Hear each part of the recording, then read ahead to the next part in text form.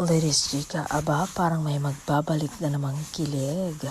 Jeremiah at Bel Mariano daw pwedeng magtambal sa isang serye. Matapos ang kontrobersyal na usapin tungkol sa paghihiwalay nila ng kanyang ka-love team na si Donnie Pangilinan.